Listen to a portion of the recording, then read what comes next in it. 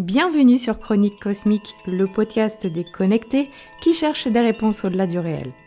Chaque semaine, en solo ou avec mon invité, nous explorons la spiritualité via l'expérience directe, pour que l'invisible soit concret et à ta portée. Alors décroche ta ceinture et prépare-toi à voyager avec l'exploration de la semaine.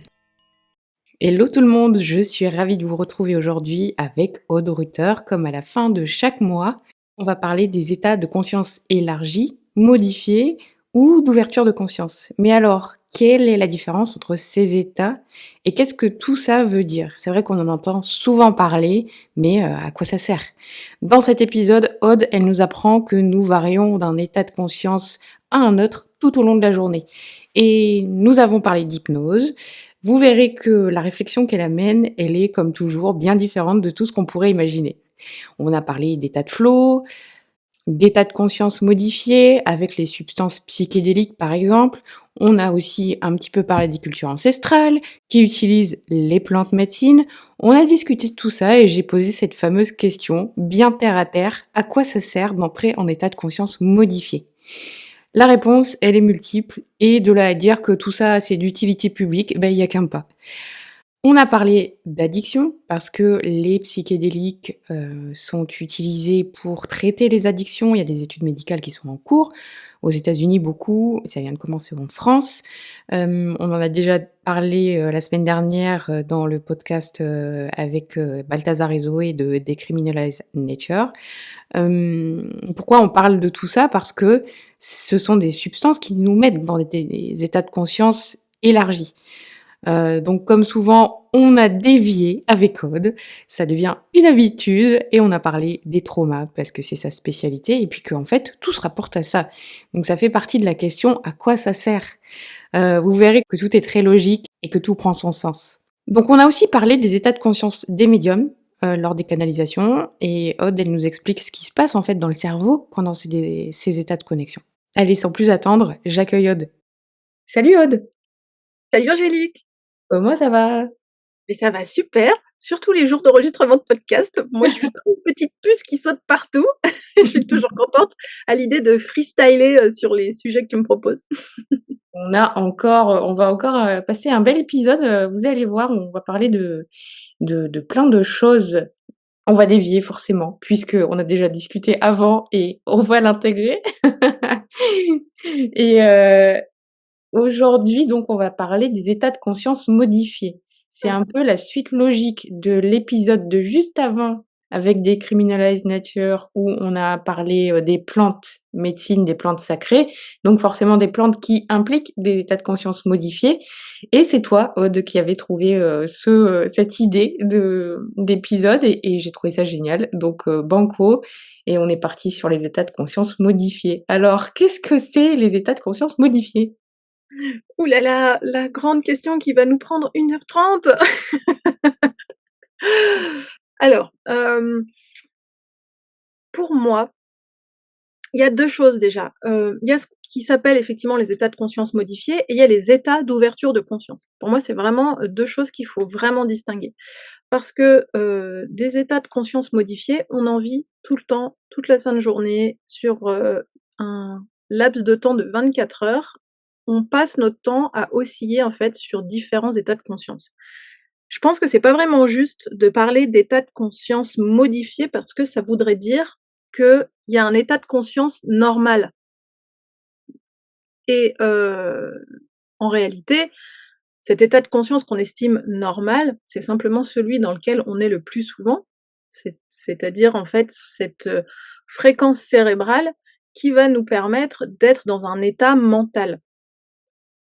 Un état de conscience, en fait, c'est quoi? C'est simplement d'être, en adéquation, d'être en réceptivité, d'être en capacité, d'observer et d'interagir avec le support, heu, qui, nous est proposé. En l'occurrence, notre état de conscience habituel, le support qui nous est proposé, c'est les pensées. Donc nos ondes cérébrales vont se mettre en adéquation, pour pouvoir réceptionner ces pensées, pouvoir les comprendre, pouvoir rentrer dans, comme on fait beaucoup, hein, l'analyse, la compréhension et cetera et cetera.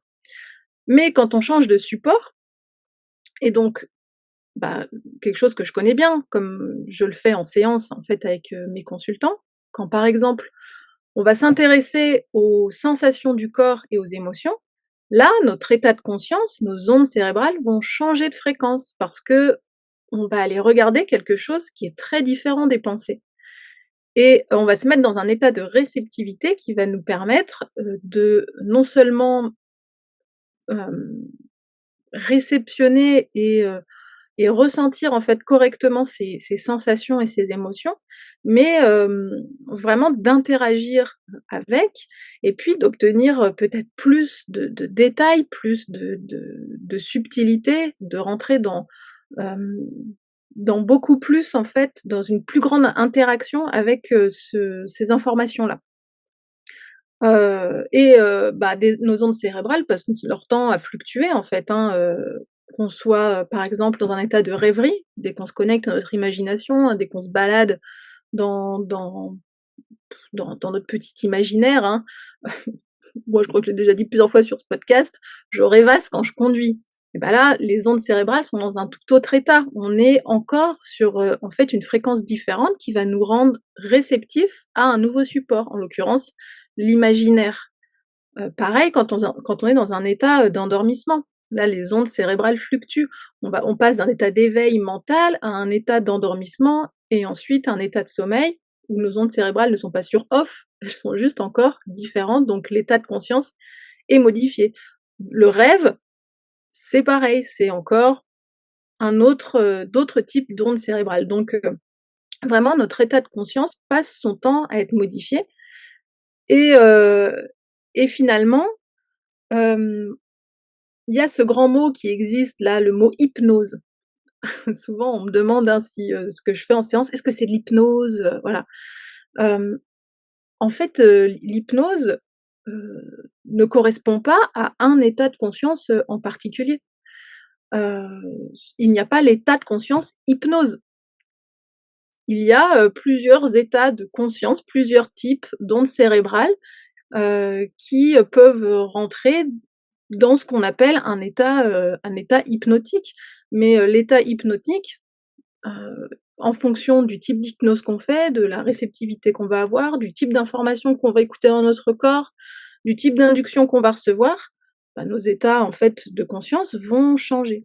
Donc hypnose n'est pas égal à un état de conscience spécifique et voilà, modifié, c'est-à-dire, voilà, X hertz c'est égal à hypnose. Non, c'est pas comme ça que ça fonctionne. Donc oui, les états modifiés de conscience, c'est tout le temps, c'est toute la journée que ça change. C'est très facile d'accéder à différents états de conscience et c'est pas parce que notre état de conscience change qu'il n'y a plus de mental. Parce que, souvent, quand on fait référence aux états de conscience modifiés, c'est ce qu'on imagine, qu'il y a plus de mental et qu'on est perdu dans l'hyperespace, qu'on est en train de vivre des expériences transcendantes. Mais en fait, pas du tout. Lui, il est toujours là. Il interagit, avec nous sur des modalités différentes, Mmh. voilà, donc c'est pas parce qu'il y a du mental et qu'on pense et qu'on a des réflexions qu'on n'est pas dans un état de conscience, on va dire inhabituel. Voilà, D'accord. différent de d'habitude. Voilà Ouais. pour le mot introductif. Ouais, et ce matin, je regardais une vidéo sur le flow, l'état de flow. C'est un état de conscience modifié aussi, l'état de flow. Ouais, C'est complètement. le gars, il expliquait que, voilà, le matin, en se levant, on prend pas son téléphone. En revanche, on va faire un petit tour dehors, on va dans la nature, on se pose ou on se pose dans un parc, peu importe. Ensuite, on peut méditer, bon, ou on fait, un truc, de la danse Une ou petite morning routine, de l'esprit, quoi. exactement. Il parlait d'une petite morning routine sans réseaux sociaux, en étant en mode pour, calmer le plus possible ses ondes cérébrales et ensuite on se met à travailler, avec, son focus et puis, on a notre intention et hop, il y a l'état de flow normalement qui va venir plus facilement puisqu'on a nos ondes cérébrales, très calmes et qui ont pas été perturbées par les réseaux ou nos mails ou quoi que ce soit. Par le diable de la technologie. Exactement. Oui, il y a tout un tas d'exercices qu'on peut mettre en place pour, favoriser certains états de conscience qui, qu'on estime en fait être plus intéressants pour nous ou dans lesquels on préfère être. Effectivement, l'état de flow, c'est tout simplement l'état d'inspiration. Mmh. L'état où les idées coulent vite, où quand tu es devant ton ordinateur et que tu dois rédiger quelque chose, tu n'as pas besoin de réfléchir, ça sort tout seul, tu te sens vraiment inspiré, il y a aucun effort à fournir. Donc effectivement, c'est un état, extrêmement intéressant qui permet de gagner un temps fou. Hem, donc je comprends qu'il y ait tout un tas d'exercices qui, se f créent pour essayer de favoriser ce genre d'état. Mais c'est pas parce que tu fais cette petite morning routine que tu vas automatiquement, tomber dans cet état. Parce qu'il suffit que tu aies, des soucis, Ah oui. que tu sois préoccupé, par des problématiques, triviales du quotidien ou même par des choses plus graves ou que tu aies mal dormi, ben, tu as beau faire, tous tes petits exercices, même ta petite méditation et cetera, tu vas voir que tu vas pas y arriver, quoi. Mmh. Donc Tout à moi fait. j'ai jamais, vraiment, trouvé, la recette miracle, quoi. C'est vraiment un état, je me rends compte que c'est un état qui vient quand j'ai envie de faire quelque chose, surtout. Mais là, je te vois dans le flow à chaque fois qu'on enregistre. Ça dépend, hein, parce que quand je me mets à bafouiller, tu vois, je le perds, tu vois? Je perds la fréquence là et j'étais là: «Non, reviens, état de flow». Bon, en tout cas, aujourd'hui, j'ai l'impression que le flow est là et Ah, ça va pas trop mal, ça va pour le moment, pour le moment. qu'est-ce que tu m'as dit que tu avais fait avant? Tu as fait ta séance de sport? Tu es allée courir? Ouais, c'est vrai, j'ai fait ma petite séance de sport. Ouais, mais ça dépend, tu vois? Parce que parfois ça me met tellement à plat que derrière, il y a plus assez de conscience, quoi. J'ai plus de le mental n'est pas suffisamment présent pour traduire, l'inspiration qui vient.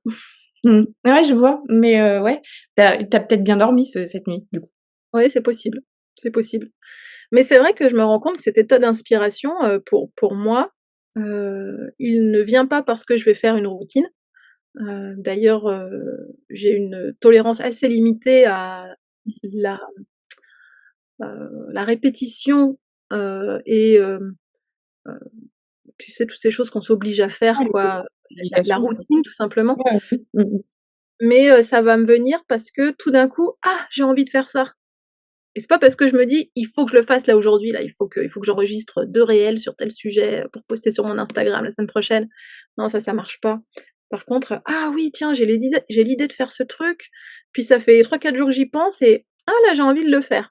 Et ben, bizarrement, quand tu as envie de faire un truc et là, tu te mets devant ton ordi, bon, moi, ça passe beaucoup à l'écrit, donc hop, je me mets devant mon ordi et ben là, ça coule tout seul. Ouais. Je fonctionne exactement de la même manière. Mmh. C'est pas pratique, hein, parce qu'on peut pas travailler exactement quand on veut. C'est pas du tout pratique. Ça implique de faire un petit peu, confiance, tu vois, en l'univers et espérer qu'il respecte, ton ton agenda des priorités, ce qui n'est absolument jamais le cas. Tu lui dis: «Eh coucou l'univers, tu es gentil, mais j'aimerais bien avoir un poste pour dimanche là parce que, sinon, sinon je vais pas rentrer dans mon quota, de postes que je me suis fixé, toute seule comme une grande et dans toutes les obligations que je me mets mentalement». Instagram veut pas être content, voilà. Donc parfois on se dit quand même: «Bon on s'en fout, c'est Instagram, quoi». Oui, non, mais c'est sûr, on s'en met, hein, tout un tas des obligations, Mmh. Bref, je dérive. bah, finalement, pas pas tant que ça, parce que ça nous empêche, tu vois, d'être réceptifs à, ces états de conscience qui, sont extrêmement porteurs, en fait. C'est vrai. On fait tout un fromage de l'état de flow, comment, 10 tips, pour être dans un état de flow et cetera, mais simplement, commençons donc à nous écouter et puis, ça ira beaucoup mieux au niveau de l'inspiration et puis là, on sera dans un état de conscience malheureusement inhabituel, mais franchement, si on avait moins d'injonctions dans nos vies et qu'on s'écoutait un petit peu plus, ce serait un état de conscience normal. Peut-être que l'état de conscience modifié, heu, en tout cas notre état mental habituel serait l'état de conscience modifié et que l'état de flow serait notre état de conscience normal, tu Ça vois? serait cool. Ça serait merveilleux. Bah ouais. Et tu m'avais dit qu'on pouvait, les induire évidemment, donc avec l'hypnose et compagnie, et les produits aussi, psychotropes. D'abord, je vais te demander à quoi ça sert de faire ça? À quoi ça sert d'entrer, dans un état de conscience élargi?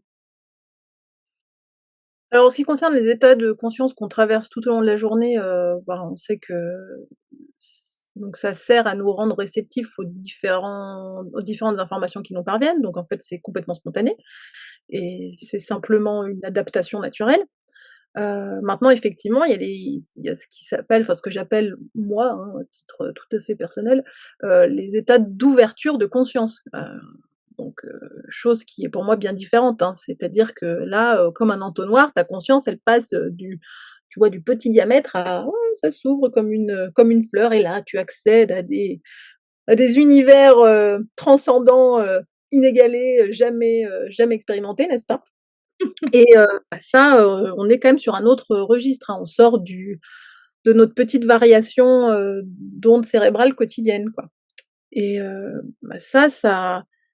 ça peut se produire spontanément, en Ouais. méditant par exemple, heu, D'accord. en faisant certains types d'expériences, hypnotiques, mais aussi, ça s'induit, totalement, artificiellement, notamment avec, toutes les médecines et autres plantes et substances, psychédéliques qui ont été, abominablement diabolisées à partir des années 60. Et à quoi ça sert? Ben, déjà, faut aller demander ça, aux cultures, ancestrales qui s'en servent depuis la nuit des temps, parce que, visiblement, elles y ont trouvé un très, très grand avantage qui est quand même de rentrer en contact avec une part transcendante, soit de soi-même, soit de la nature, soit de l'univers. C'est quand même, ça faisait partie, intégrante de leur spiritualité. Et puis ça ne se produisait pas, que dans les cultures, hem, type, d'Amérique centrale, d'Amérique du Sud, les cultures africaines. Je veux dire même dans le christianisme, archaïque quoi, les premiers chrétiens, on utilisait des substances de ce type-là pour induire des états de conscience modifiés et vivre des expériences transcendantes et rentrer en contact avec Dieu quoi, hein, d'une certaine manière. Ouais. Donc D'ailleurs, si je ouais, t'interromps juste là-dessus, si vous voulez lire à propos de ça, La sagesse interdite de Stefan Schillinger, que j'ai reçu sur le podcast, moi ça m'a retourné le cerveau, littéralement, hein, à je l'ai propos. pas lu et en plus j'entends beaucoup parler de cet homme-là. Je sais qu'il s'est associé là récemment avec, Olivier Chambon, là, le docteur Olivier Chambon et puis, Et d'autres beh, c'est personnes ça! justement pour parler, c'est ce bouquin! Oui et le non, c'est ça le podcast de la semaine dernière, Decriminalize Nature. Oh mais je l'ai pas écouté! C'est vrai qu'on n'a pas parlé beaucoup des membres, mais il les a juste évoqués une fois. Il y a il y a Olivier Chambon, Schillinger, et puis, Balthazar, Zoé, Guillaume Dupont de The Awakened Dreamer, enfin voilà, ils se sont tous associés pour, faire cette antenne, française et Mmh. Génial. décriminaliser justement les Et intolérances. oui.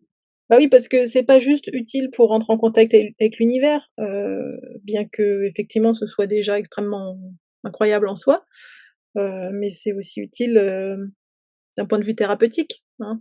On a beaucoup parlé de guérison, c'est à Mmh. ça que ça sert, principalement. C'est un peu la principale quête apparemment des gens, parce que Balthazar, il accompagne des personnes, en voyage, heu, légalement, en Espagne, tu vois? Mmh. Donc, Là où c'est pas interdit encore. Pas encore. pas encore, ouais. Ouais. Mmh. Et ouais, c'est sûr que depuis, la découverte, du LSD, heu, l'Occident c'est quand même, a ouvert une porte relativement incroyable quoi sur, tout ce qui peut être fait d'un point de vue thérapeutique avec ces substances-là.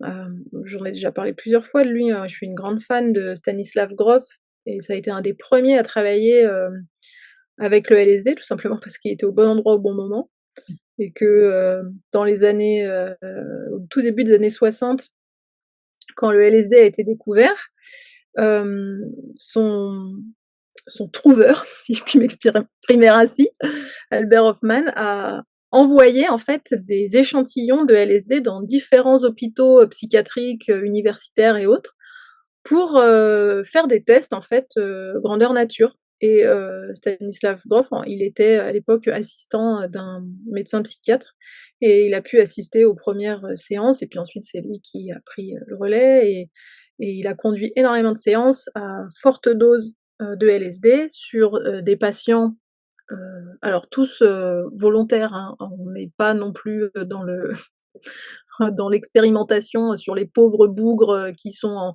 voilà, en fin de parcours, enfermés dans les hôpitaux psychiatriques, pour hystérie comme on l'imagine, hein. C'était tous des volontaires, heu et ça se faisait non seulement sur les patients, mais aussi sur le personnel médical parce que, l'idée c'était qu'ils puissent expérimenter déjà la réalité dans laquelle leurs patients, vivaient. Heu les résultats ont été assez incroyables, que ce soit, pour des pathologies très lourdes de schizophrénie et autres, que pour des problématiques plus légères qui pouvaient, affecter, voilà, les membres du personnel médical, qui sont que des humains des humains normaux après tout le monde on a tous du trauma et on a tous nos problèmes et il a fait, ouais, tout un tas de découvertes assez dingue et il au-delà, en fait, des expériences, d'expansion de conscience que les psychédéliques, induisaient, heu, il s'est rendu compte que les gens, repartaient spontanément dans certains épisodes, intra-utérins pour aller revivre notamment, leur naissance et qu'après ça, et ben, ils se sentaient, sacrément libérés. Et il y a des personnes qui ont totalement guéri de schizophrénie et de pathologies extrêmement lourdes, grâce, aux psychédéliques et malheureusement après, on sait que ça a été interdit. Voilà. D'ailleurs, si vous voulez regarder un documentaire génial à propos de ça, il y a La Voix du psychonaute sur, Gaïa et c'est un documentaire sur, la vie de Stan Grof et c'est hyper intéressant et et comme par hasard, je l'ai regardé hier, mais sans le faire exprès, quoi. C'est trop et du coup, c'est là qu'on a dévié. Je te disais, que, ça guérit, aussi les addictions, le LSD, c'est étudié pour et tu me disais, sa première femme avait des problèmes d'alcool et là, j'étais, surprise. Je sais pas si au bout du compte elle les a résolus et bon après, on connaît pas leur histoire personnelle, mais c'est vrai qu'elle, comme lui, je pense qu'elle, consommait un petit peu moins. Lui, il a vraiment, tout essayé à des doses, différentes, il a essayé tous les types de psychédéliques possibles, ceux issus, de toutes les plantes imaginables, de toutes les traditions, voilà. Donc il a beaucoup, expérimenté sur lui-même, mais elle, c'est vrai que je sais pas. Ouais, comme quoi le LSD, ça ne c'est pas systématique, dans la résolution des problèmes d'addiction. Non, mais après bon, moi, connaissant ma position, sachant ce que je sais sur les addictions et tous les traumas, tu vois? Je suis pas étonnée. Mmh. C'est avec le LSD en fait, ce qui se passe, c'est une ouverture de conscience et peut-être que tu vas aller, vers, certaines informations qui vont t'amener vers, une voie de guérison parce que ça va aller libérer en fait de l'information, traumatique. L'information traumatique, elle est pas dans ta conscience, elle est dans ton corps physique. Mmh. Donc peut-être que ça va t'aider à faire ça, mais peut-être que ça va te faire faire d'autres choses. Mmh. Ouais, après, c'est quand même connu pour être une thérapie Oui, utilisée dans les problèmes d'addiction. Moi, je connais des personnes qui l'ont pas du tout utilisé en mode thérapie. Je me souviens de l'histoire d'un pote qui en prenait mmh, et pour faire la fête mmh. et le lendemain, de ce trip au LSD, il a dit: «Bon, beh, je sais tout, j'arrête la clope». Il a plus jamais fumé. Ouais, mais c'est pas systématique ou Mmh. alors quand c'est utilisé en thérapie, c'est sur des dosages bien spécifiques, qui nécessitent, si tu veux avoir à peu près un résultat, reproductible, c'est vraiment des dosages spécifiques avec un accompagnement, spécifique et cetera. Mmh mh. C'est pas juste le LSD en tant que tel, mais évidemment que le LSD tout seul peut t'amener à ça, mais tu peux en prendre toute ta vie et ça ne peut jamais t'arriver, quoi. Mouais, peut-être, ouais. Mmh. En Ça tout cas, dépend des il y a plein de gens qui font cette expérience, sans le faire exprès, quoi. mmh mh, c'est vrai. Et d'ailleurs, dans le documentaire, ça disait, Un truc génial que j'avais jamais compris, les bad trips font intégralement partie, de la guérison, en fait. Ils disent que, on veut pas souffrir et compagnie, on a un peu peur des bad trips, mais en réalité, quand on fait un bad trip, c'est qu'on a quelque chose à vivre et à libérer et on va voir des mauvais trucs, on va voir des trucs qui font peur, mais on va voir vraiment l'intérieur et ce qu'on nos blessures, et des trucs qui font mal Mmh. et c'est là que ça va libérer quelque chose, qui est ancré en nous. Ouais. Bah, oui, parce qu'encore une fois, en fait, le la blessure n'est ancrée que dans notre corps physique. Elle n'est pas ancrée ailleurs. Mais il suffit que, quand on prenne le LSD, on soit dans un état corporel, heu, qui soit, heu, bah, en fait, qu'on soit connecté, en fait, nos symptômes de trauma corporellement et que et bah, à ce moment-là, en fait, on va automatiquement se connecter à de la souffrance physique et du coup de la souffrance traumatique et de ce fait-là, ça va se traduire au niveau de notre conscience par, des expériences, où on va voir des trucs moches et cetera. Mais en fait, tout ça, ça va ensemble. Admettons que tu prends, ton LSD quand tu te sens très bien et qu'en fait ton corps physique, il est très bien lui aussi et que tu es dans une, phase où tu n'es pas connecté à ton trauma, mais que tu es vraiment en mode, peace and love, bah, tu vas pas y aller là-dedans. Pas forcément. Pas forcément. Ça c'est expérience, du coup. Ah Heu, ouais? ouais. Trauma de l'année dernière que je pensais avoir, un peu, résolu parce que j'ai médité là-dessus et tout ça. Cette année, pour tester, c'était ma première fois et ma seule fois. J'étais curieuse et pendant, 10 heures, j'ai ressenti dans mon corps le mal que j'ai ressenti l'année dernière. Donc je me suis, tordue de douleur, pendant 10 heures, on va dire. Voilà, c'était Oui, un mais qu'est-ce qui te faisait dire que c'était résolu ton trauma? oh je pensais avoir fait les choses bien, mais je suis pas allée en profondeur, Mmh. et j'y pensais pas, ça me faisait pas de mal, j tu vois? Je pour moi, c'est passé, mais c'était pas résolu, voilà et ça fait remonter, la chose et je pense que ça a dû libérer ce que j'ai vécu. Ouais. Parce que moi, ce que je fais avec les gens, on n'a pas besoin de prendre, tu vois, des substances pour qu'ils soient en souffrance. Mmh. Ils viennent faire une séance, ils savent ils vont partir en bad trip. J'adore. C'est simplement qu'il y a pas la substance qui va venir, connecter la conscience, et ouvrir la conscience pour l'aligner avec ce qui est vécu dans le corps. Donc du coup, juste, ce sera essentiellement corporel. Donc ça veut dire que ça fera juste mal, dans le corps et potentiellement ça te rendra triste ou en colère et cetera. Mais tu auras pas la couche heu, supplémentaire, où, en plus tu vois des sales trucs et vraiment ça vient aggraver en fait ta situation. Mais, mais en fait, enfin moi, de toute façon je sais que dans la vie, je suis vouée à parler, de trauma et faire la lumière là-dessus, sur ce que c'est véritablement parce qu'on comprend pas. Même, Stan Grof le comprenait pas totalement, et lui il a théorisé que les phases de la naissance. Il pensait qu'il ramenait systématiquement, tout ce que vivaient les gens en séance de LSD aux, 4 phases de la naissance. Mais Ouais. sauf que, en fait, c'est pas possible. C'est pas possible. Les gens ne vivaient pas que leur naissance. Les gens vivaient les 3/4 de ce qu'ils vivaient, c'était autre chose que la naissance. Alors parfois il en parle, entre les lignes, comme dans le bouquin qui s'appelle La voix du psychonaute aussi, où il parlait d'événements intra-utérins, de perte de jumeaux et tout, mais il creuse pas là et il reste vraiment en surface sur ces histoires de naissance. Il faut vraiment comprendre un truc, c'est que le trauma, ce n'est pas en nous, ce n'est pas dans, dans notre conscience, dans ce qu'on se raconte et cetera. Ce qu'on se raconte sur le trauma et les émotions qu'on vit et tout ce qu'on l'histoire qu'on crée, en fait, autour du trauma, même si on a vécu quelque chose de terrible, ce n'est qu'une conséquence de ce qui s'est imprimé dans le corps physique. Donc de la mémoire sensorielle du corps physique.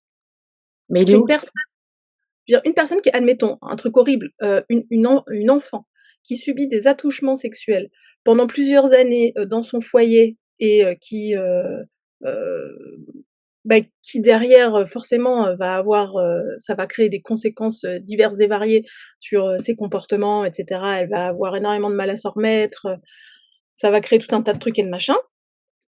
Elle n'a pas besoin d'aller, heu, travailler en conscience sur son trauma de viol, ou elle n'a pas besoin d'aller comprendre son trauma de viol, elle n'a pas besoin de méditer sur son trauma de viol, elle n'a juste besoin que d'aller dans ce qui était vécu en intra-utérin, qui est le fondement, qui est la fondation en fait sur laquelle s'est construit, son trauma de viol, et en enlevant cette fondation-là, le trauma de viol s'en va. C'est dingue, hein. Mmh.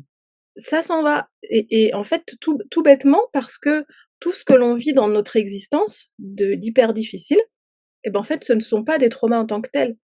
Ce sont des événements qui réenclenchent les traumas qu'on a déjà en nous. Parce que de les programmes réactionnels, tous nos circuits en fait, tout ça c'est déjà complet et c'est déjà installé au moment où on est. Et ça va pas forcément s'exprimer, mais il suffit qu'on tombe dans une situation terrible. D'ailleurs, tu mets 3 personnes dans une situation terrible, la même, les 3, ils vont pas retenir les mêmes choses, ils vont pas en tirer les mêmes conclusions, ils vont pas avoir le même mal-être. Ce sera terrible pour les 3, mais terrible de différentes manières. Parce qu'on est déjà câblé en fait, et notre corps, il apporte déjà une information très spécifique en lui, et en fait, cet événement-là, il lui a juste réactivé le truc. Jusqu'à présent, il s'exprimait pas, ça faisait dodo, parce que bon, ça a été vécu une fois. Bon, voilà, il y a pas d'autres événements, donc voilà, ça pionce.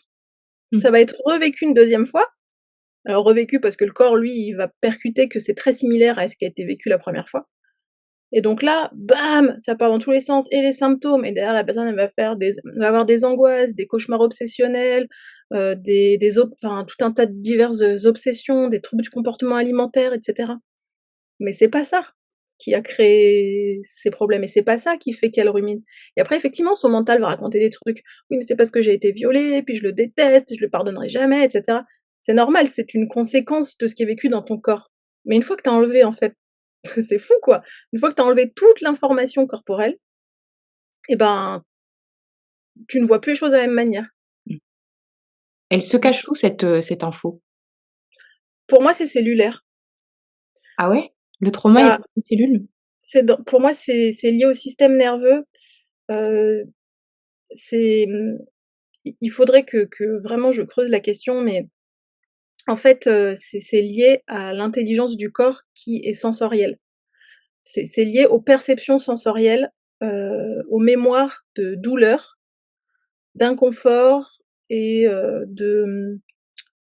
même pas émotionnel, parce qu'en fait, les émotions ne sont qu'une conséquence, et les émotions nous appartiennent à nous, mais n'appartiennent pas au corps. C'est vraiment que des mémoires, sensorielles. Le seul problème, c'est que ces mémoires-là, si tu veux, le corps, lui, naturellement, il est, câblé pour que face au danger, il réagisse. Soit on fuit, soit on attaque. L'inhibition, c'est un conditionnement traumatique.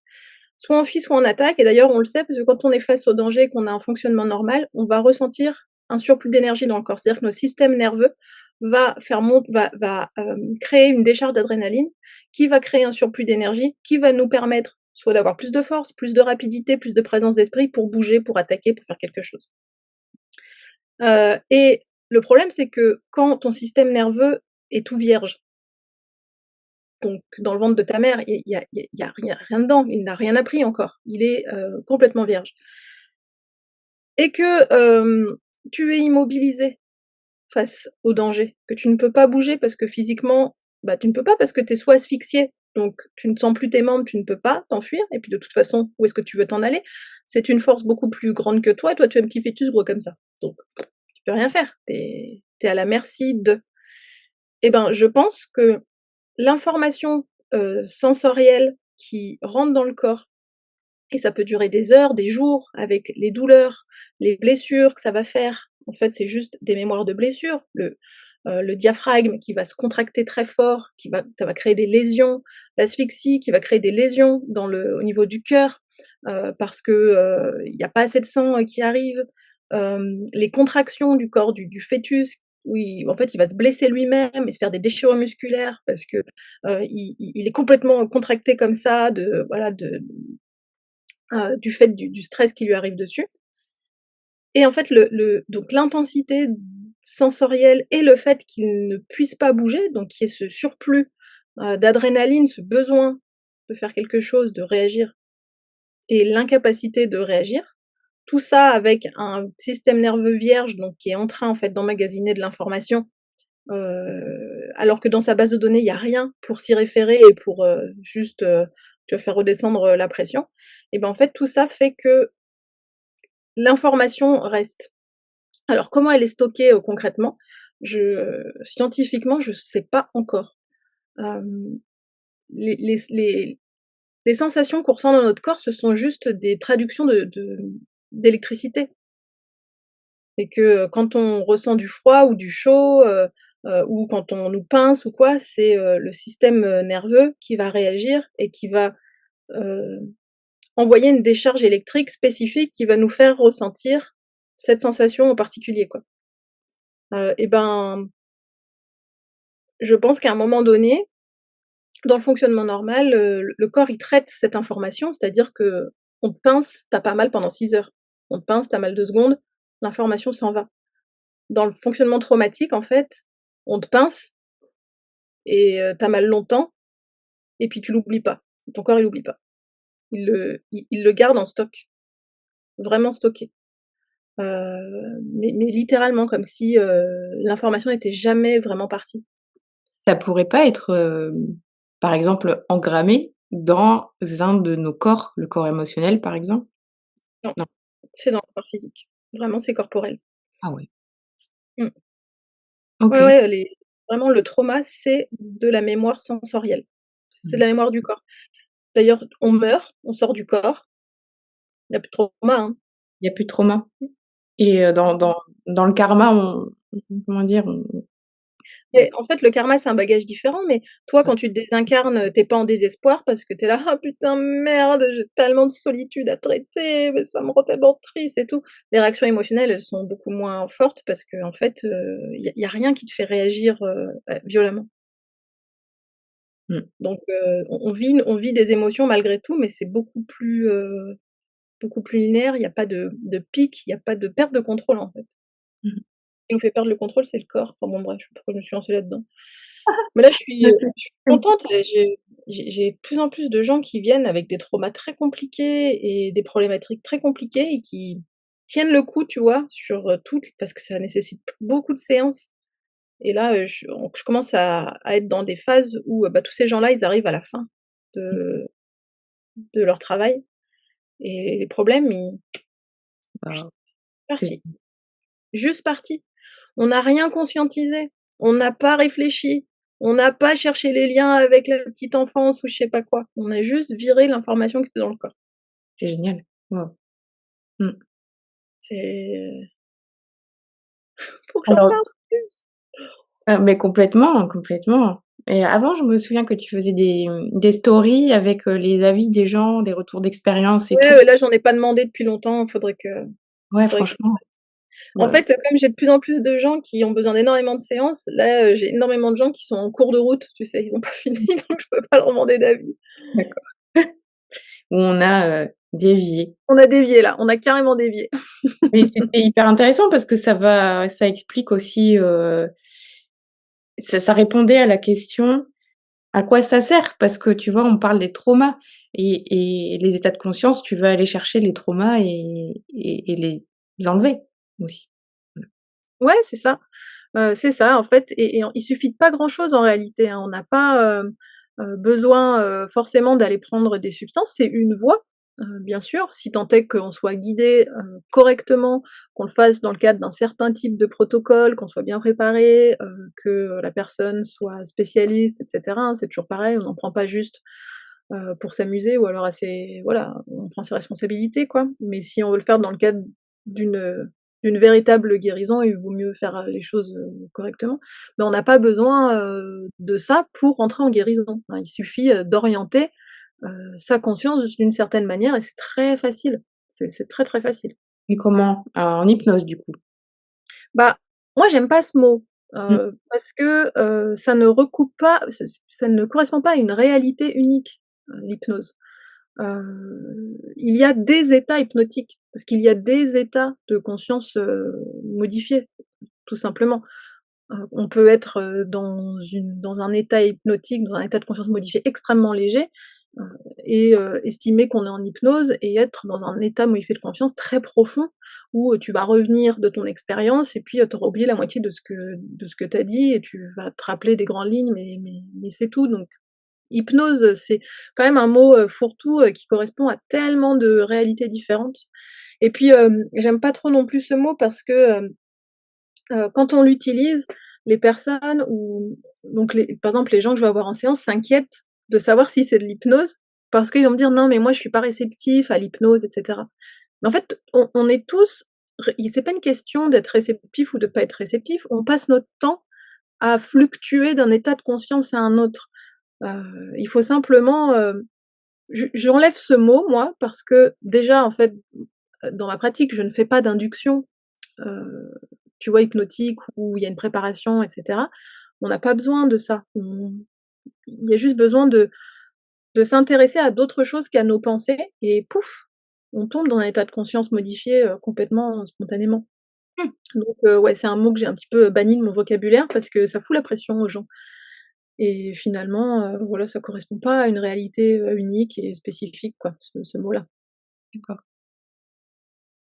Intéressant. Je ne sais même pas quoi répondre. Ah, c'est, Non, même plus beaucoup, je suis partie là-dessus, mais bon écoute, hein.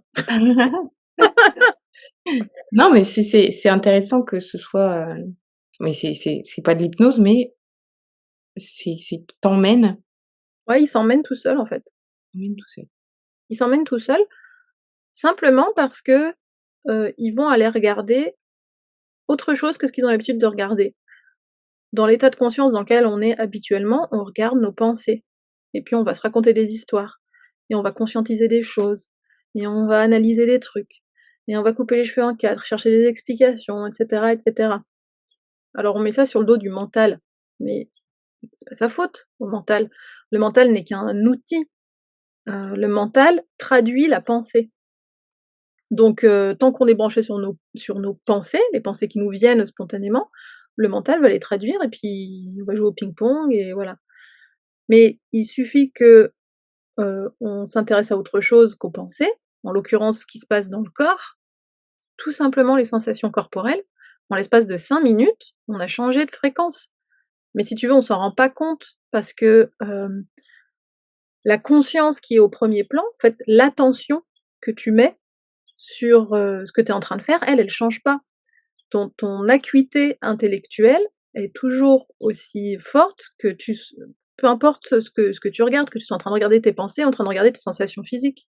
Donc c'est pour ça les gens se disent: «Mais est-ce que je suis bien en état modifié de conscience? Est-ce que je suis bien en hypnose?» et cetera. Bah oui, mais tu ne peux pas véritablement, en fait, t'en rendre compte. Déjà parce que ton mental, il est toujours là, ne serait-ce que pour traduire ce qui se passe dans ton corps. Ah bah oui, bah là il se passe ça, ça serre ici, j'ai le plexus serré, et puis au niveau de la gorge, ça s'ouvre et puis des fourmillements dans les mains. Donc heureusement que ton mental, il est là pour traduire ce qui est en train de se passer dans ton corps, sinon comment est-ce que tu voudrais articuler une phrase? Donc lui, il est toujours là. Et puis, ton attention, elle est toujours aussi, aussi active. C'est simplement qu'en arrière-plan, tes ondes cérébrales, elles fluctuent et que petit à petit, en fait, tu rentres en interaction de plus en plus profondément, de plus en plus proche avec, l'information que tu es en train de regarder. Et en fait, là, ça fait remonter, des infos supplémentaires. Typiquement, au bout de 5-10 minutes à regarder tes sensations corporelles, tout d'un coup, tu peux avoir, percevoir des sentiments. Souvent je donne cet exemple aux personnes avant de commencer une séance. Si tout d'un coup, tu as l'impression d'être, toute petite dans une pièce immense, que tout est noir autour de toi, que tu es tout recroquevillé sur toi-même et que tu te sens seule, c'est normal et tu peux avoir ce sentiment sur la simple base de tes sensations corporelles. C'est qu'en fait, tu captes de nouvelles infos, juste parce que tu vas regarder autre chose que tes pensées et c'est là que tu sais que ton état de conscience, en fait, il a changé parce qu'il y a d'autres choses qui te viennent, qui ne te viendraient pas si tu étais en train de regarder, comme d'habitude, tes petites pensées, tes petites, voilà, tes petites histoires, tes petits machins du quotidien. Voilà. Très, très, très intéressant ça. Ouais, on comprend mieux. Au final, on se sent toujours normal. En fait, c'est important, je pense, de le dire. Sauf quand on vit des états de conscience élargis et en lien soit avec des substances, soit avec autre chose. Là, on se sent toujours soi-même, mais c'est un soi-même quand même, tellement expansé et tellement différent que, c'est Là, tu n'es plus dans cette réalité là, ouais. ça, je peux raconter, c'est d'ailleurs différent toujours pour tout le monde et même pour la même personne, d'une expérience à une autre, c'est toujours différent, sauf, si c'est par exemple de l'AMD ou des trucs quoi que ce soit, c'est quasiment toujours la même chose. Mais quand tu prends des psychédéliques, tu voyages, ou tu ressens des choses dans ton corps, tu vois des choses différentes. Le voyage est différent. Il y a chaque fois des leçons différentes selon ce que tu es en train de vivre. Les plantes, elles vont t'apporter des messages différents et ouais, tu vas vivre des choses différentes à chaque fois et Mais tu te sens toujours toi-même, on est d'accord, hein? Tu te sens pas, alors oui et non, comment dire? ah! Tu peux te sentir toujours toi-même, mais parfois tu peux te sentir, complètement associé à quelque chose d'autre. Il y a des gens qui font des voyages où ils se sentent être une plante, où ils se sentent être un animal, et cetera. Mais il y a quand même toujours ce sentiment de soi. En Ça fait, dépend, ton non, soi justement, est transformé. non, il y a justement la mort de l'ego. Alors ça, je peux peut-être pas le raconter parce que je pense pas l'avoir vécu. Mmh. Il y a d'ailleurs Balthazar sur la Gazette de l'Abîme qui, en parle très bien sur une vidéo qui a eu beaucoup de succès, parce que c'est assez clair. Mais moi, je peux pas le raconter et en revanche, ce que j'ai vécu une fois, c'est que, j'étais la chaise, j'étais le lit, j'étais le mur, tout était un et ça, je l'ai vécu aussi. Et il y a plus de notion de soi. Tu te dis: «Mais qu'est-ce qui se passe?» En fait, on est exactement la même chose, comme si tout s'alignait, tout s'aplatissait et que tout s'expansait et que ça, c'est vraiment des choses où le soi n'existe plus, en fait, hein, dans ces moments-là. Oui, mais le soi comme on le définit, c'est-à-dire, l'identité, le «je», effectivement l'ego, mais l'ego n'est pas nous. C'est Mmh. simplement qu'au stade où on en est dans notre progression en tant qu'humain, on s'identifie à notre ego et à toutes les caractéristiques qu'on a mis dans le petit baluchon ego. Tu vois? Voilà, moi je m'appelle Aude, je suis rousse, j'ai, 35 ans, j'aime, jouer avec mes chats, même si ça les agace que je les porte dans mes bras. J'adore, manger des pancakes le matin. Voilà, tu vois? Ça fait partie de mon petit package, égo, mais en réalité, ça n'a rien à voir avec qui l'on est, avec notre identité en tant qu'être, supérieur. Mmh. Et pour moi, mais après ça reste théorique, mais aussi c'est lié avec toutes les tu vois, les lectures que j'ai pu faire sur les maîtres et cetera. Vivre des expériences de mort de l'ego, c'est pas vivre une expérience de mort de soi-même, c'est un autre niveau de soi-même. C'est le niveau supérieur de soi qui certes peut être fondu avec tout l'environnement, qui qui ne s'identifie plus à une seule chose, à quelque chose de séparé du reste. Mais il y a quand même une forme de «je». Je très large, comme la source en fait, qui est un «je», mais qui est tout. Mmh. Après, il y en a qui vont très, très loin et qui Qui se ne reviennent pas. non, non, pas forcément. Ouais, ouais. On peut rester un peu perché, c'est sûr, parfois, mais c'est possible d'être ramené. Mmh. Déjà entendu cette histoire d'ailleurs, d'un réalisateur très connu et j'ai rencontré, son assistant réalisateur qui m'a raconté, qu'il était allé faire une retraite d'ayahuasca. Mmh. C'était il y a 15 ans de ça, hein, et il est resté, perché, resté bloqué et son corps, enfin, il était bien vivant et tout, mais c'était plus lui, il était quelqu'un d'autre, enfin, il était, plus personne le reconnaissait et ses potes lui ont refait faire, la diète, hop, ils l'ont remis dans l'avion, ils l'ont ramené là-bas en Amazonie et il a refait un voyage et ils l'ont ramené dans son corps. Mais il était plus là, quoi. Voilà et bon, voilà, cette histoire est Intéressant de savoir, ce qu'il a vécu entre-temps du coup. Quelle a été ton expérience pendant les 6 mois où tu n'étais pas ouais, vraiment là, hein? Où étais-tu donc? c'est ça, mais moi, j'ai vécu aussi un truc similaire, c'est que pendant un mois, j'étais à l'ouest total et j'ai revu le chaman, il m'a dit: «Oh mais pourquoi tu m'as pas appelé, Pourquoi tu m'as pas dit? Hop, hop, je te ramène. Hop, viens, tu fais ça, hop». Il m'a remis mes corps en place. Mes corps j'étais à l'ouest, donc cette expression «être à l'ouest», elle a du sens, mais vraiment, hein, parce que, bah, tu étais à l'ouest, voilà. Tu étais à gauche de toi. Tu vois? Ça, J'étais pas revenue en place. notre petite dissociation des familles. Voilà et il m'a remis en place et d'un coup, pouf, plus de fatigue, plus rien. Mais j'ai été crevée pendant un mois, j'étais, vraiment, le moindre effort, me coûtait, heu, Ouais, ouais. Mais il y a des on peut vivre ça, à l'issue d'une expérience, mais on peut vivre ça, simplement parce que c'est une empreinte traumatique, hein, et il y a des gens, qui mmh. pour qui c'est des symptômes de trauma, ils le vivent au quotidien, quoi, et ça Ah peut ouais. aller loin, avoir des formes de symptômes de dépersonnalisation. C'est-à-dire que là, pour le coup, tu n'es pas en expansion de toi en te sentant, être, plus que ce que tu as le sentiment d'être d'habitude. C'est là que tu n'es juste, plus toi et plus trop là, quoi. C'est très compliqué à Ouais. vivre. Bah, d'ailleurs, ça colle avec le fait que quand, par exemple, on a un trauma, on perd un bout d'âme.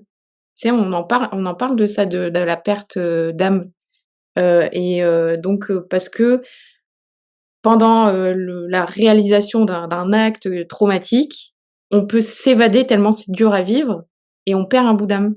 C'est pour C'est ça ce qu'il y que a des les chamans qui vont, oui, c'est ce qu'on le chamanisme, dit, ouais. c'est leur manière de voir les choses. Moi, je vois pas du tout les choses, de cette manière-là, tu vois? Pour Ah moi, ça ouais. fait partie du folklore, chamanique, Mmh. heu, mais l'âme, pour moi, n'a rien à voir avec, déjà notre identité, à ce que ça n'a rien à voir avec ce que l'on est, au fond. C'est un baluchon parmi les autres qui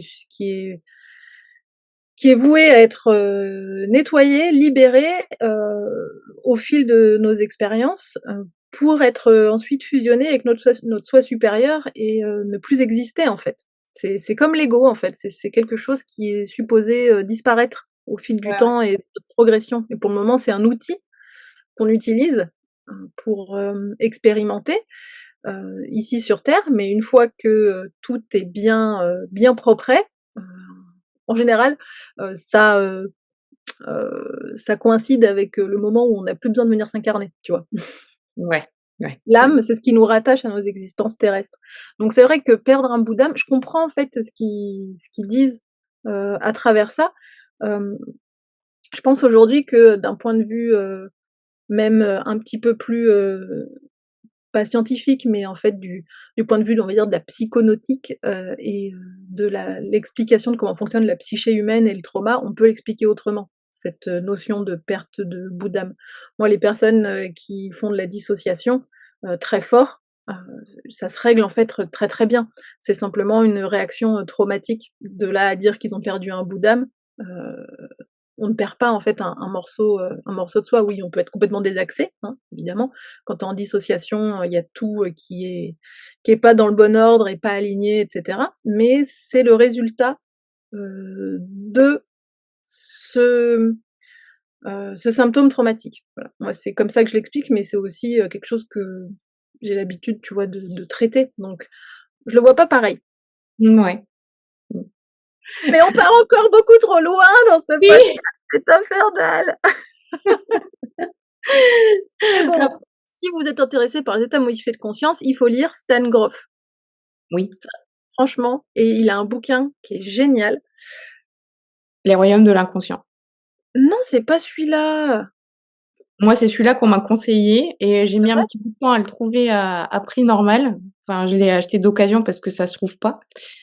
C'est Le Royaume de l'inconscient, Et ben, semble-t-il. moi, celui que j'ai adoré, ce n'est pas celui-là, c'est un livre qui est en fait totalement autobiographique, qui s'appelle «Quand l'impossible arrive». Je trouve que c'est vraiment une super entrée en matière parce que pour le coup, c'est pas un écrit, on va dire, universitaire ou purement scientifique où il explique comment fonctionne, la psyché et cetera, c'est vraiment, à chaque chapitre, il raconte, une anecdote. Soit une anecdote, personnelle sur toutes les expériences qu'il a faites, que ce soit avec les psychédéliques ou avec des synchronicités, de dingue qu'il a pu vivre, parce que c'est quand même quelqu'un, de très connecté, hein. Puis avec, toutes les relations, qu'il a ou qu'il avait, hein, parce que c'est quelqu'un, qui a gravité avec, tellement de gens précurseurs, de partout dans le monde. Enfin, c'est incroyable les personnes qu'il a fréquentées. Vraiment, des grands spiritualistes, des grands scientifiques, des physiciens, des grands psychologues, des gens qui sont arrivés avec des nouvelles théories qui étaient révolutionnaires en fait à chaque fois. Donc c'est plein d'anecdotes comme ça sur aussi son vécu et puis des anecdotes sur ses patients qui ont été aussi fondatrices pour la compréhension de certains phénomènes psychiques. Et il est vraiment passionnant ce bouquin. Moi, je l'ai lu hyper vite et ça permet de faire quand même un petit tour d'horizon euh, de manière sympa et tu vois et je sais pas comment dire mais oui enfin c'est très simple et très sympa à lire de tous les phénomènes en fait de la psyché humaine. Ouais, Je le trouve génial, ouais, ce livre. Mais celui dont tu parles, je l'ai pas lu par contre. OK. Ouais, il était pas facile à trouver. Mais, ouais, je voulais rebondir sur le fait qu'il était, justement en contact avec, plein de personnes intéressantes, qui ont été précurseurs, de pas mal de domaines, notamment la physique quantique. Tu vois? On Ouais. voit Erwin Laszlo, Mmh. heu, qui a été moi, mon premier contact, dans la physique quantique, c'était via lui, ses travaux. Hem et on voit que tout se recoupe dans, tu vois, la physique quantique, la psychologie, les L'astrologie même. oui, mais oui, c'est Il a fait super des travaux surprenant. dingues sur l'astrologie, mais pas de l'astrologie de comptoir, hein, vraiment, une astrologie extrêmement poussée avec un de ses meilleurs amis qui était, un grand philosophe, et qui s'est passionné de ça et qui est devenu spécialiste d'astrologie. Ils ont découvert que, en fonction de certains transits planétaires, ça correspondait quand les gens venaient faire des séances, avec lui, ça correspondait à certains types d'expériences psychiques qu'il faisait. C'est-à-dire que Mmh. les transits planétaires avaient une influence, vraiment spécifique sur le type d'expérience qui allait être vécue par ses patients, et ils ont pu le vérifier, mais de manière quasi, mathématique, quoi. Ouais, d'ailleurs, il y a Inexploré qui a fait cette expérience-là, sur les gens qui faisaient des expériences de mort imminente Mmh. et ils ont regardé s'il y avait justement des transits, communs dans les thèmes de ces gens, pour, mourir et renaître à ce moment-là, en fait et à Mmh. chaque fois, il y avait une histoire avec Pluton, tu vois? Ouais, ouais, ouais. Intéressant, quoi. Mais Ouais. je crois que c'est dans celui d'avant ou celui, en tout cas, c'est un des 2 derniers de Inexploré, le magazine, quoi. Ouais, c'est trop intéressant tout ça. On peut que On adore. on ne peut que dévier dans tous les thèmes là, ça Catastrophe, franchement. Après ça va, je réécoute les podcasts et je me dis: «Bon, c'est moins pire que ce que j'avais imaginé». Mais mais quand même, une dernière pas loin. j'ai une dernière question. Allez, la dernière. Alors, quelles sont les thérapies et les techniques qui utilisent donc les états de conscience élargis ou les états d'ouverture de conscience?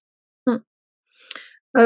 Donc si on met de côté, les thérapies qui utilisent, les médecines psychédéliques puisque évidemment c'est illégal à ce jour dans notre pays. Ouais, c'est en Heu, train d'être étudié, hein. C'est ça oui, c'est vrai que ça recommence ouais, gentiment. les essais, médicaux ont commencé en Ouais, France. c'est il y a, ben En fait, toutes les thérapies psychocorporelles qui, en fait, passent par le corps pour, accéder à à toute la mémoire traumatique et guérir. Donc ça amène automatiquement vers des états modifiés de conscience. Il y a tout ce qui, est lié aussi à la respiration holotropique. Qui a été Qui créé par Stan Grof. Tout à fait, c'est lui qui a créé ça. Alors évidemment, depuis, il y a eu énormément de courants, plus ou moins efficaces, voilà, qui sont créés pour essayer de réinventer un peu l'eau chaude. Mais lui, il a mis en place donc avec sa première femme, ces méthodes de respiration, holotropique très, très, efficaces et d'ailleurs aujourd'hui, il y a encore, il y a une école en fait, hein, qui forme, en France notamment, Mmh. et à ces techniques à lui et donc oui, les techniques de respiration holotropique, ça t'amène quand même sur des états de conscience modifiés, c'est sûr, des états de conscience élargis, souvent. Voilà. OK. Et puis après, qu'est-ce qu'on a? Bah, évidemment, tout ce qui, touche de près ou de loin, à la à l'hypnose quoi, si on utilise, le mot, tous les donc que ce soit l'hypnose ericksonienne qui est relativement en surface et puis ensuite tous les types d'hypnose, possibles et imaginables quoi qui existent, hein, transpersonnelles et autres. C'est m Là on va être sur quelque chose de moins, comment dire? Moins scientifique, moins vérifiable, moins mathématique. C'est-à-dire que là, ta psyché t'emmène, voilà, à l'endroit où, ça se justifie aujourd'hui. Ça va pas forcément t'amener, à une grande guérison, révolutionnaire, hein, ça peut, mais on va dire que ça relève plus de l'expérience qui va t'amener peut-être un certain savoir, certaines prises de conscience que, que de la guérison, voilà. C'est pas automatique quoi, la guérison. Alors je sais que je peux en fâcher certains en disant ça, mais malgré tout, je ne fais que le vérifier dans mes expériences, dans ce qu'on me rapporte, tu vois? Les consultants que j'ai, enfin voilà, l'hypnose ça reste, ça dépend de la technique du praticien ou quoi, mais Mmh. c'est pas automatique que derrière, il y ait du mieux ou il y ait vraiment, une guérison profonde qui se produit. Mais globalement, tout ce qui passe par le corps, de toute façon, ça marche, super pour les états modifiés de conscience. Il y a la technique aussi de Marie-Lise, Labonté, la méthode de la MLC, méthode de libération des cuirasses qui passe, pour le coup, par, des mouvements. Alors, aujourd'hui, on appelle ça des mouvements somatiques, mais elle, c'est un petit peu différent, c'est d'autres types d'exercices qui passent par le corps. D'ailleurs, elle a écrit un bouquin, assez intéressant, là-dessus. Alors c'est pas elle qui a inventé le concept des cuirasses, hein, c'est un autre, psychiatre des années, 50-60, je sais plus, j'ai oublié son nom. Mais, c'est une méthode, hyper intéressante. C'est Voilà, quoi qui les passe cuirasses? C'est les couches de l'oignon? ben, ouais, c'est ça en quelque sorte, c'est les couches de Ouais, l'oignon la qui, carapace? Mmh. ouais, des formes de carapaces qui vont se former, à diverses, périodes de la vie. Certaines vont commencer à se former quand on est fœtus, d'autres, vont se consolider pendant la petite enfance et ainsi de suite jusqu'à la trentaine, je crois. Voilà, ils en ont identifié plusieurs et puis en fonction des gens, bah, elles sont plus ou moins, solides et il y en a certaines qui peuvent prendre le dessus sur d'autres, ce qui va créer en fait certains types de comportements.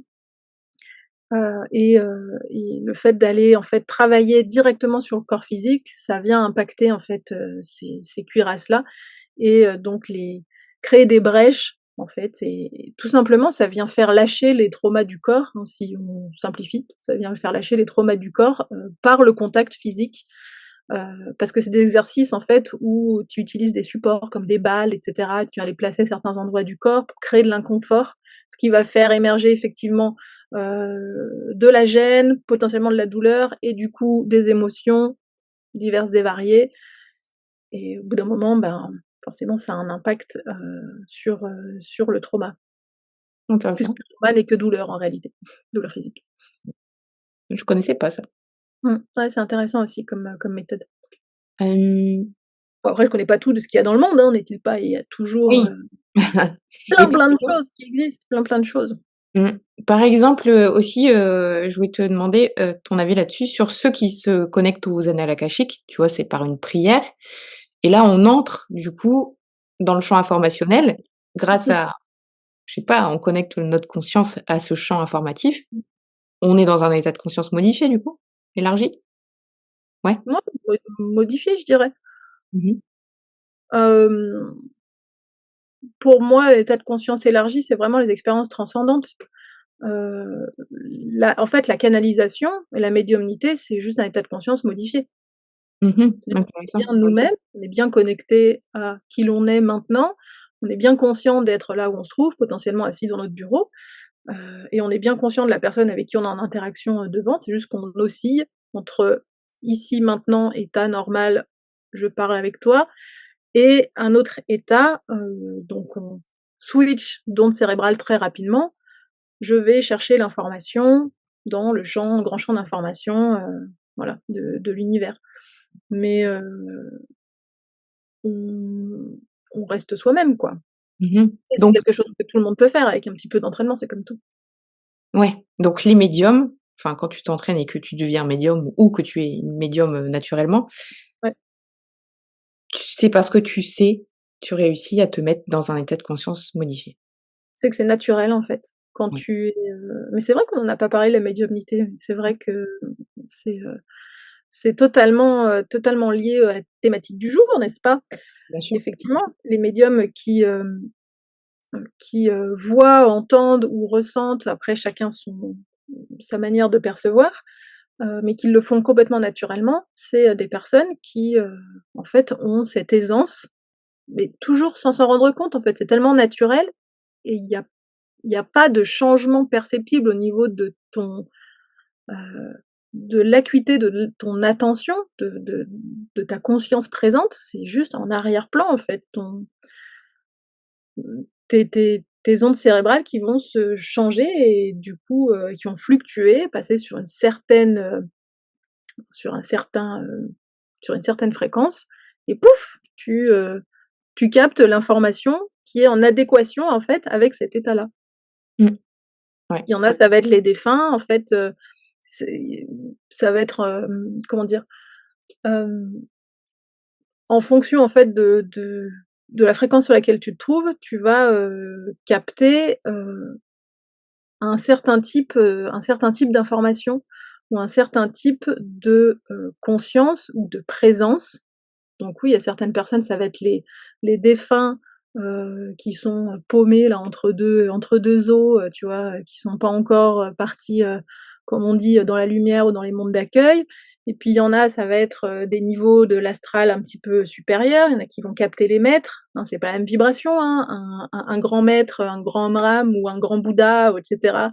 Les gens comme ça, c'est pas la même vibration que le défunt qui est paumé entre 2 eaux, tu vois? Donc, là encore, c'est pas parce que tu te mets dans des états de conscience modifiés qui te permettent de capter, le défunt, qui est resté coincé dans la maison, des années 50 et qui emmerde des nouveaux propriétaires, que, tu es capable aussi facilement en tout cas, de te mettre dans l'état qui te permettra de capter un grand, maître X ou Y.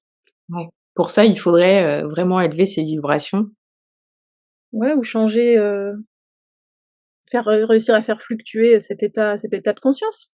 Ouais. Ouais. Effectivement, ouais, passer par, une morning routine, tiens, Ah!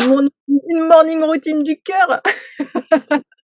Ouais, ouais, ouverture du cœur, important. Voilà, Sur ces bons mots. sur ces bons mots, nous espérons, la compagnie Chronique Cosmique espère que vous avez fait un bon voyage et que, nous n'avons pas trop secoué votre matière grise. Nous nous excusons pour les turbulences occasionnées et nous vous souhaitons une bonne fin de séjour.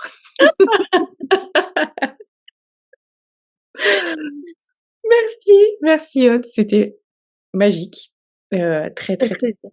on est allé très loin encore une fois et on a adoré ces petites, déviations et j'espère que vous les avez adorées aussi.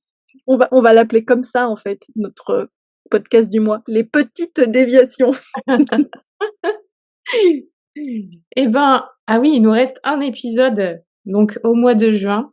On vous dit pas Ah, encore. après c'est les vacances? Après, c'est les vacances, ça sera des petits épisodes, snack, pendant Ah, l'été et on reprend les choses sérieuses, début septembre. ouais. On aime toujours la rentrée et les nouveaux projets. Et ben, merci Aude. De rien, c'était encore un grand plaisir. Me revoilà, reboostée.